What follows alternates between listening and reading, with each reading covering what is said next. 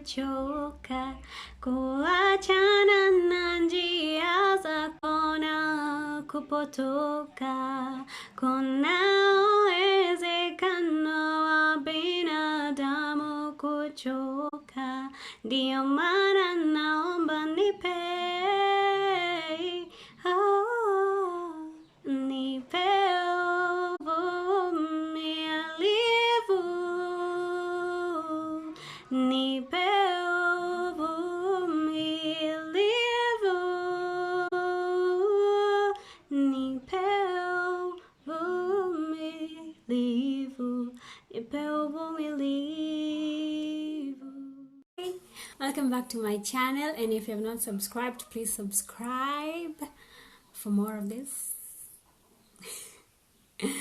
So today we're going to have a story time, and yeah, remember last week what we talked about, the must-haves of a Christian. I hope everyone got some Bible. So today we're going to talk a little bit about the story of Job. Yeah, story. Lead me where my trust is without borders. Let me walk upon the waters. So today we are going to have a story outside because the weather is so nice and they're doing some plumbing in the house, so I felt it's better to do the video here. No matter what, we keep going. Yes. We're going to talk about the story of Job, and we start with that Job lived in the land called Uz, and he was a blameless man, and he was a man of complete integrity because he feared the Lord and he loved the Lord so much. So he had a lot of wealth. He was very wealthy. He had 3 sons and 7 daughters. With the animals, he had 7,000 sheep and 3,000 camels, 500 oxen and 500 female donkeys, which he only owned. He also was very kind. He always called people and helped them whenever they had needs, and always threw banquets and parties and called people to celebrate with him. With this, he also always purified his children, removed sacrifice for them, so that the Lord will always bless him. So one day the devil was just roaming the earth, and God asked the Satan, have you seen my very intelligent servant, a man of complete integrity, a man who fears me? And the Satan said, he is only the way he is because you are protecting and you are always covering him and you have given him a lot of wealth. So the Lord gave Satan the mandate or the freedom to go and try if Job was going to curse God. And with this, God told him that do not touch his physical body. Yes, you might go and tempt him, but do not touch his physical body. So the devil went to the world and got Job, and he took away his children, he took away his belongings and all the riches. Everyone in his life kind of died except his wife and his friends. So when he was hearing about this, all of this news, because it happened only on one day, and his servants kept on coming and telling him, oh, your children are dead, oh, your cows are dead, your donkeys are dead, and he felt a lot of pain. He directly went down and removed his clothes and started thanking the Lord. And he told the Lord that you are the one who gives in your time and you're the one who takes back. We give glory unto you. He praised the Lord because he knew that the Lord is the one who gives us what we have, and he's the one who takes away. So with this, the Satan did not win because still Job was trusting in God, and he fell down and he thanked the Lord and he praised the Lord. So he went back, and God asked Satan again, have you seen that he cannot even curse me? Still he doesn't have anything, but he did not curse me. So the Satan told God that it is because his flesh is still intact with him, so he doesn't see any need to curse you. If you let me touch part of his physics, then we will see if he will not curse you. Or the second time, God gave Satan the freedom to go and test Job. So he went, found Job again, and this time he struck him with a very severe skin disease, which is like boils that are coming out from your skin.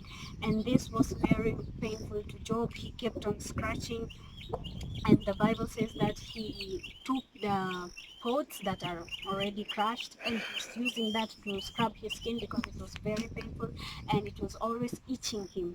So after all of this, still Job did not curse the Lord, and his wife was also giving him some kind of advice that why don't you just curse the Lord and die in peace. And Job refuses to curse the Lord, and he tells his wife that she's speaking like a foolish woman. And from this he continues to trust the Lord, and he starts asking the Lord, how has he done? Is there anything that he has done wrong unto the Lord? And we see that in the Bible it says 3 of his friends came to visit, and when they saw the way that he was having a lot of problems, they did not talk. So they spent some days without talking because they saw that his pain was too much, and they helped him to mourn. So they stayed silent, and on the 7th day Job started talking, and he started expressing his grievances because the affliction that was in him was too much. And he asked the Lord, how has he sinned? And it tells us in really long way how the 3 friends helped to talk to him. Some of them, they were not giving him good advice, but still he stood by his word and he continued trusting in the Lord. Although the pain was too much, he suffered a lot because it is a lot of times that he was going through this, and the skin was still having boils and all kind of scratches. You can imagine it was quite a hard time for Job.